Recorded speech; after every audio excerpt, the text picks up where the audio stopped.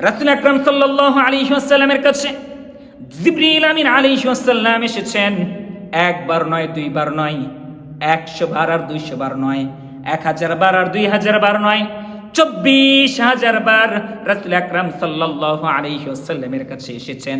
রাসূল প্রশ্ন করেন, ভাই জিবরিল, তুমি আমার কাছে দীর্ঘদিন ধরে আসো, কিন্তু তোমার মুখে কেন আমি হাসি দেখতে পাই না? জিবরিল আমিন আলাইহিস সালাম উত্তর করেন, হুজুর, আমি যেদিন জাহান্নাম দেখেছি ওই দিনের পর থেকে আজ পর্যন্ত আমার মুখে আর হাসি ফোটে না। কেন গো ভাই জিবরিল, জাহান্নাম কেমন গো? তুমি আমাকে যদি একটু বলতে, জাহান্নামের শাস্তি কেমন, তুমি যদি আমাকে একটু বলতে গো ভাই। জিবরিল আমিন আলাইহিস সালাম বলেন, ইয়া রাসূলুল্লাহ, ইয়া হাবিবাল্লাহ, জাহান্নামের গর্ত যদি আপনাকে বলি, জাহান্নামের মুখে যদি একটি পাথর ফেলে দেওয়া হয়, এই পাথর জাহান্নামের তলানিতে গিয়ে পৌঁছতে সময়ের আগে 70 বছর। 1 বছর 2 বছর নয়, জাহান্নামের গভীরতা তেলে কত। এই জাহান্নাম কেমন জানেন নাকি হুজুর? এই জাহান্নামের দরজাকে ধরে রাখবার জন্য 70,000 শিকল আল্লাহ রাব্বুল আলামিন বরাদ্দ করে রেখেছেন। কিয়ামতের দিন এক একটা শিকল 70,000 ফেরেশতা ধরে টেনে টেনে ধরে রাখবেন। এ হলো জাহান্নাম। জাহান্নাম কেমন জানেন নাকি হুজুর? দুনিয়ার যে আগুন রয়েছে, এই আগুনের চেয়ে 70 গুণ গাঢ় আগুন। জাহান্নামের আগুন কেমন জানেন নাকি হুজুর?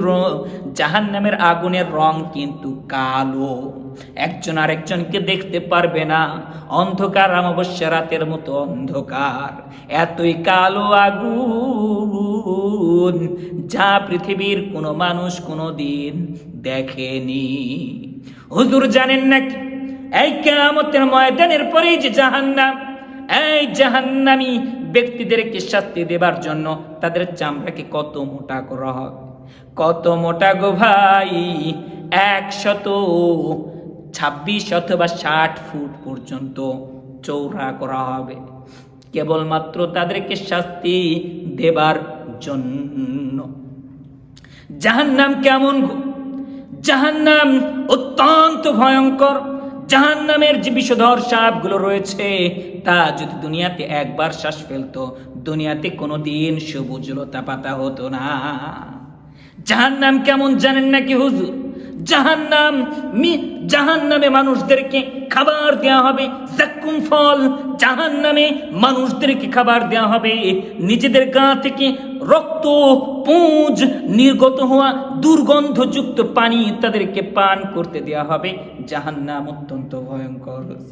এই জাহান্নাম যেদিন আমি দেখেছি, ওই দিন থেকে আমার মুখে আর হাসি ফুটে না। জাহান্নাম তাহলে কেমন? জাহান্নাম কি ভয়ঙ্কর? এই জাহান্নামে কি যেতে চাই ভাই আমরা কেউ? জাহান্নাম থেকে তাহলে আপনাকে আমাকে কিন্তু বাঁচতে হবে। জাহান্নাম থেকে বাঁচার জন্য কি করতে হবে রে ভাই?